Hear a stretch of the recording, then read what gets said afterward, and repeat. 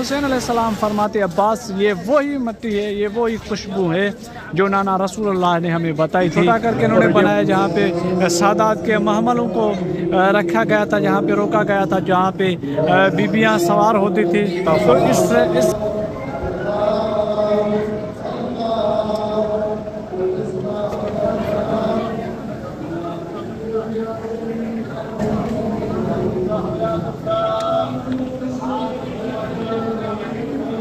یہ مولا عباس کا میں دے دوں گا۔ مولا عباس نے کہا دعا مانگو کہ رات طویل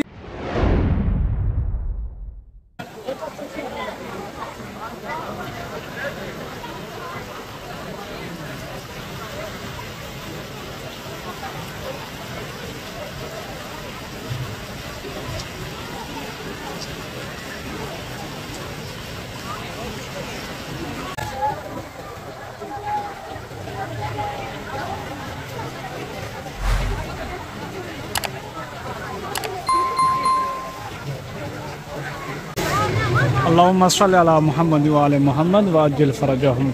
السلام علیکم یا علی مدد، میں وحید النجفی اور آپ دیکھ رہے ہیں میرا یوٹیوب چینل۔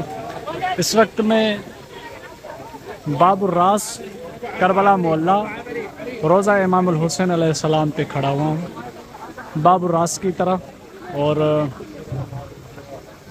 آج شب جمعہ ہے اور اعمال کی رات ہے، دعاؤں کی رات ہے، مغفرت کی رات ہے، شفاعت کی رات ہے، اور اللہ کے خصوصی کرم کی رات ہے، اور خصوصاً امام حسین علیہ السلام کی بارگاہ مظلوم کربلا، فرزند رسول اور نواسہ رسول اور فرزند علی امیر المومنین زہرا کے لخت جگر امام حسین علیہ السلام کی بارگاہ میں کھڑا ہوا ہوں۔ اور آج پورا عالم اسلام، شیعہ حیدر قرار مومنین عزادار اس وقت مولا کی بارگاہ میں مولا کو پرثابت دینے آئے امیر المومن علی بن ابی طالب کی شہادت کا، کیونکہ مولا کی شہادت ابھی گزری ہے۔ اور اس کے علاوہ میں جس مقام پہ کھڑا ہوں وہ دروازہ ہے باب الراس، اور ابھی میں جس طرف جا رہا ہوں وہ ہے آگے بڑھتے ہیں تلہ زینبیہ، اور اس کے آگے جو ہے ہم جائیں گے خیام کی طرف، تاکہ آپ کو خیام کی زیارت کروائیں اور وہاں پہ آپ کے لیے دعائیں کریں، کیونکہ کربلا میں جب امام حسین علیہ السلام اسی مقام پہ پہنچے تھے تو امام علیہ السلام نے حضرت ابوالفضل عباس ابن علی کو حکم دیا تھا کہ آپ خیام نصب کریں تاکہ سادات کے رہنے کا یہاں پہ بندوبست کیا جائے۔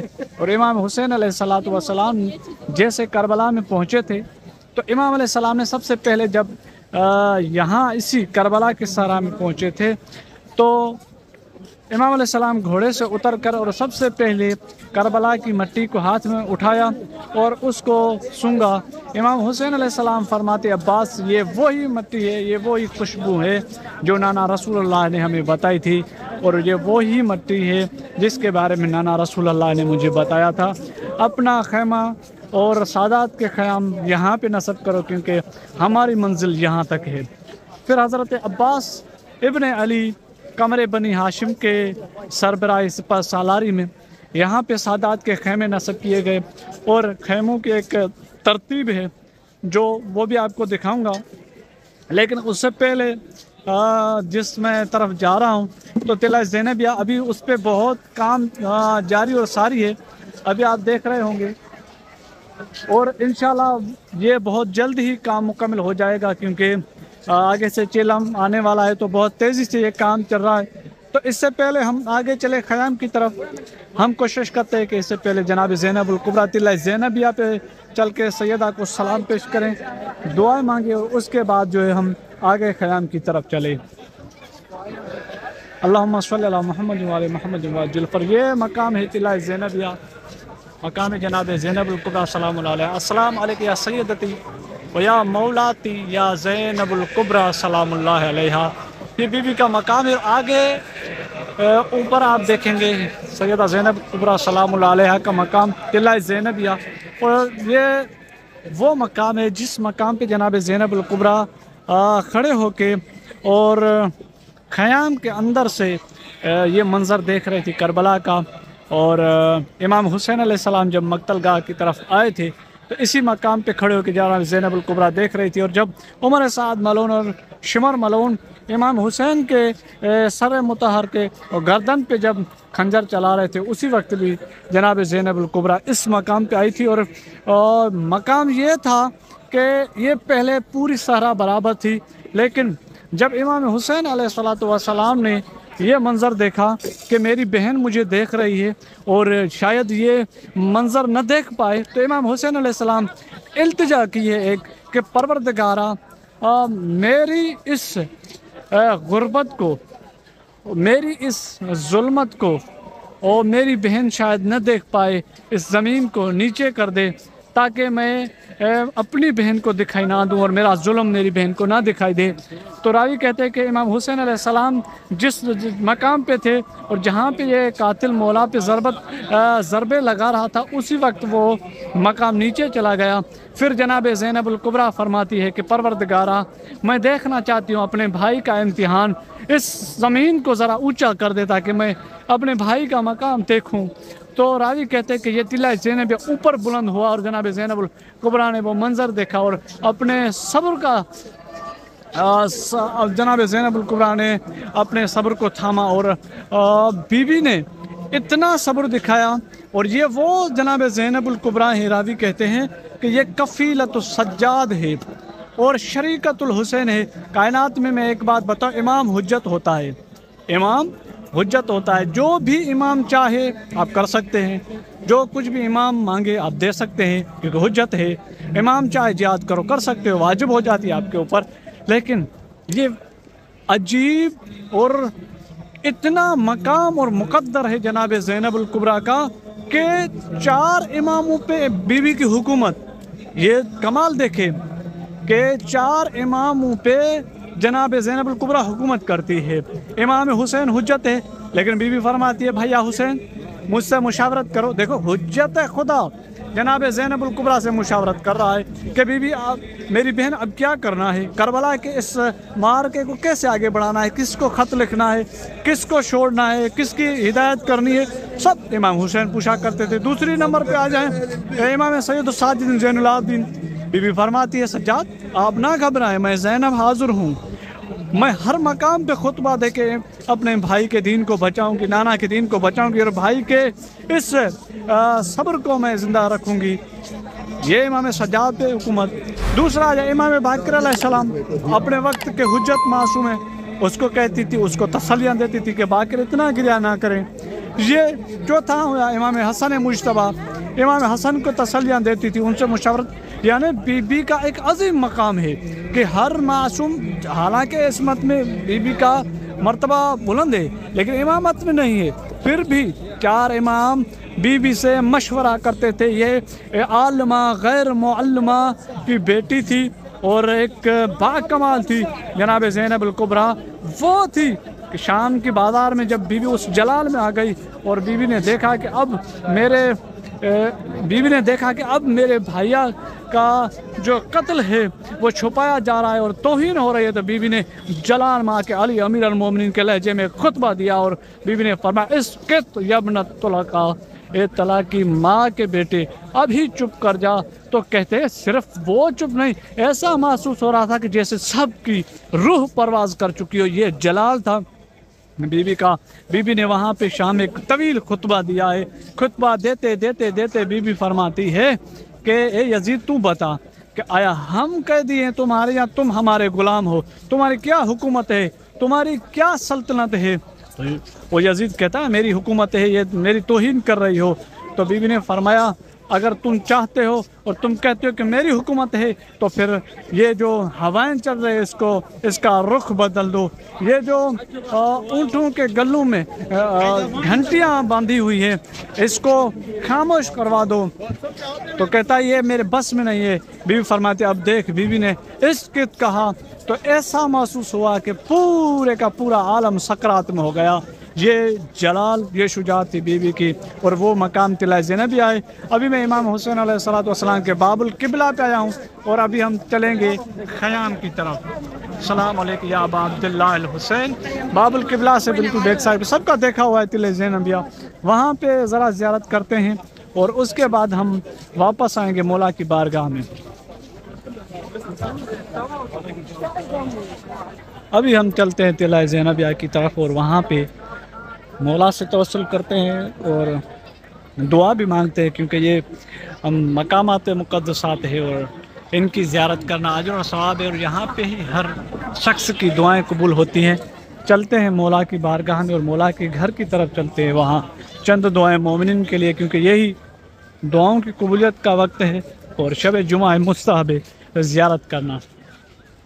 بہت سارے لوگ ہیں بہت، اور ابھی سارے کچھ آ رہے ہیں کچھ جا رہے ہیں، اور بین الحرمین مکمل فل ہو چکا ہے، کیونکہ لیلۃ القدر ہے تو سارے لوگ وہاں پہ ہیں، کچھ مولا کے گھر کی طرف ہیں، اور جو مولا کا باب القبلہ یعنی ہر راستے پر لوگ جمع ہیں اور وہ دعائیں مانگ رہے ہیں۔ انشاءاللہ ہم بھی مولا کی بارگاہ میں چلتے ہیں اور دعا مانگتے ہیں۔ جن جن مومنین نے دعا کے لیے کہا ہے ان کے لیے سب کے لیے دل سے دعا کریں گے کہ مولا ان کی دعاؤں کو حاجتوں کو قبول فرمائے، تمام مومنین کے رزق میں مولا برکت نصیب فرمائے، امام حسین علیہ السلام کے صدقے میں۔ یہ ہے طلعہ زینبیہ اللہم صلی خیام، اور ابھی آگے اندر چلتے ہیں اور وہاں پہ دعاؤں کا سلسلہ شروع کرتے ہیں۔ اللہم صلی علی محمد وآل محمد وعجل فرجہم۔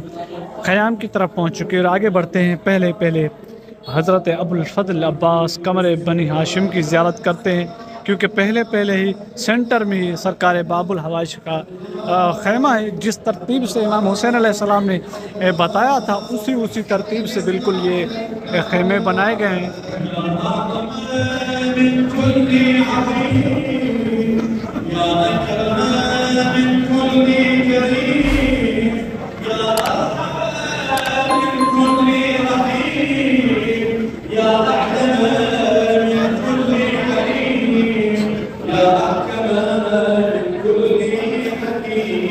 السلام علیکم یا ابو الفضل عباس ابن امیر المومنین۔ مولا باب الحوائج سب کی دعاؤں کو قبول فرمائے۔ سرکار ابو الفضل عباس ابن علی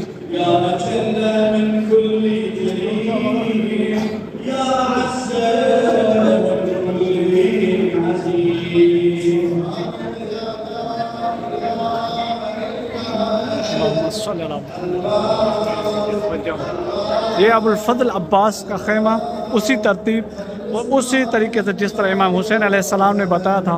دعا بھی مانگتے چلیں، جو دیکھنے والے کو ان کے لیے دعائیں مجیر ہو رہی ہے ابھی، اور دعا جوشن کبیر چل رہی ہے، کیونکہ آج شب قدر ہے، شب جمعہ ہے، اور کربلا اور خیام آپ کے سامنے ہے۔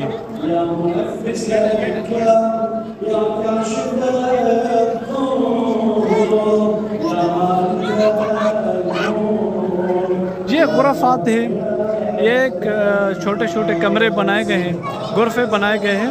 اس کی وجہ کیا ہے؟ کہتے ہیں یہ جو غرفہ ہے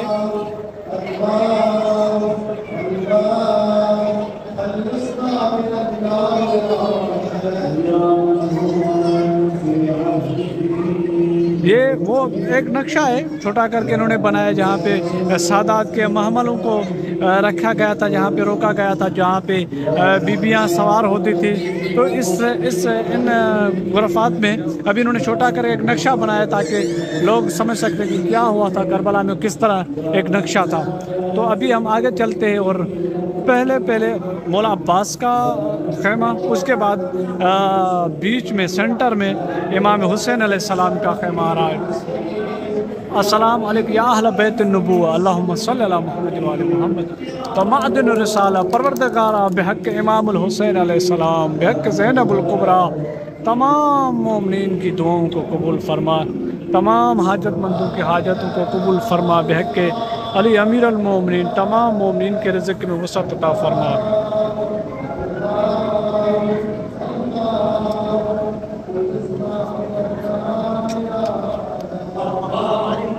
السلام علیکم یا ابا عبداللہ الحسین، السلام علیکم وعلی الارواح التی حلت بشنائک علیکم منا السلام اللہ ابدا ما بقیت وبقی اللیل والنہر ولا جعلہ اللہ آخر العہد منا لزیارتکم، والسلام علی الحسین وعلی علی بن الحسین وعلی اولاد الحسین وعلی اصحاب الحسین یہ امام الحسین علیہ السلام کا خیمہ ہے۔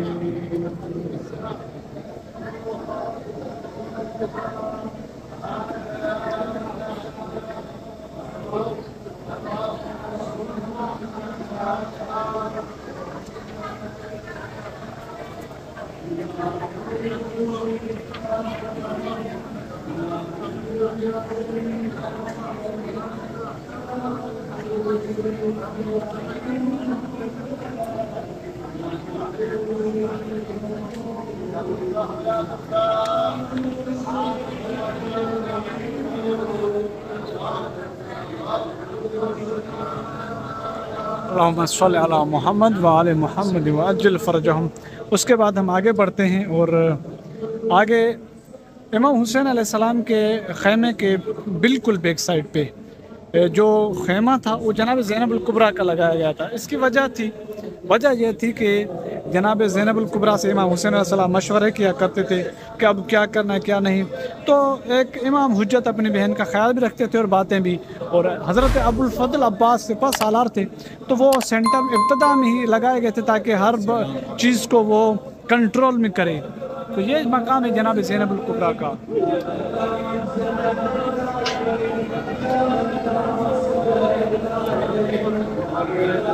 یہ خیمہ ہے جناب زینب الکبریٰ کا، بالکل امام حسین کی بیک سائڈ میں پیچھے سے جناب زینب الکبریٰ کا خیمہ لگایا گیا تھا، اور اس کے پیچھے سید الساجدین زین العابدین امام سجاد علیہ السلام کا ایک خیمہ تھا۔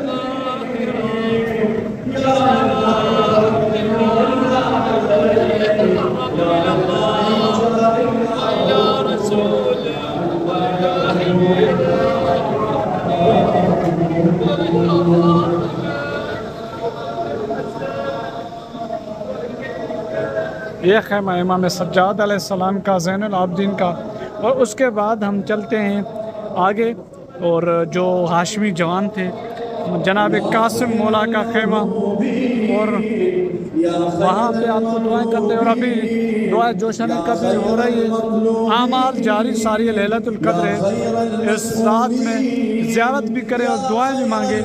ابھی جناب قاسم کی طرف چلتے ہیں اور وہاں پہ آپ کے لیے دعا کرتے ہیں، مولا آپ کی دعاؤں کو حاجتوں کو قبول فرمائے۔ جناب مولا قاسم ابن الحسن علیہ السلام۔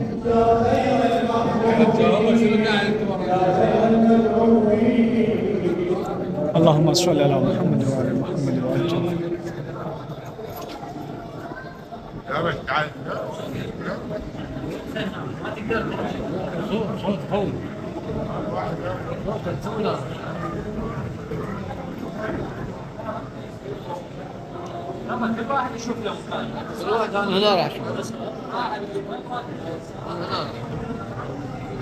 یہ جناب مولا قاسم کا مقام ہے۔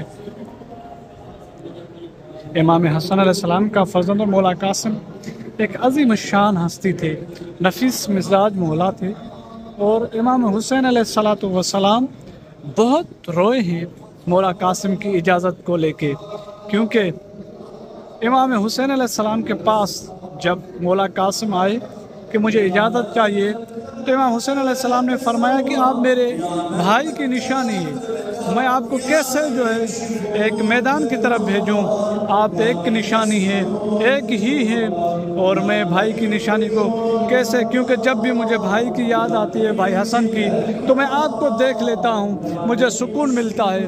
تو بہت کئی مرتبہ آپ نے سنا ہوگا کہ امام حسین نے کو بہت مشکل ہوئی تھی مولا قاسم کو اجازت دیتے ہوئے۔ پھر جب فروا خود آئی ہے اور بی بی مولا قاسم کو لے کے جب آئی ہے، تو بی بی نے فرمایا کہ آقا مولا قاسم کے گلے میں ایک تعویذ ہے جو آقا حسن نے باندھا تھا، اور کہا تھا جب مشکل وقت آئے اس تعویذ کو کھول دینا۔ جب وہ تعویذ کھولا تو اس میں اذن جہاد تھا۔ امام حسین نے بہت گریہ کیا، اور اسی وقت مولا قاسم کو اجازت ملی، اور کئی مرتبہ امام حسین علیہ السلام گشت کر گئے ہیں، افاقہ ہوتا پھر گریہ کرتے، تو مولا سے دعا کرتے، اس دعا جوشن کبیر کے صدقے مولا سب کی دعاؤں کو قبول فرمائے۔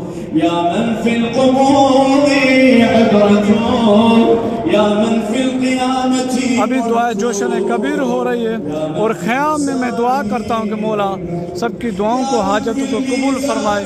جتنے بھی حاجت مند مومنین ہیں ان کی حاجتوں کو مولا آج کی رات قبول فرمائے۔ اور مولا عباس کے صدقے میں، مولا عباس کا سینٹر یہاں تھا، مولا کا خیمہ جب لگایا گیا تھا تو راوی کہتے ہیں مولا عباس نے ایک عاشور کی رات ایک طویل خطبہ دیا ہے۔